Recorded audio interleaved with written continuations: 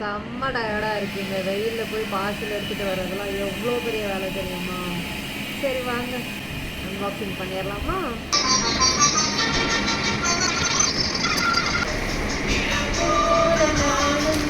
நடை போட நீயும்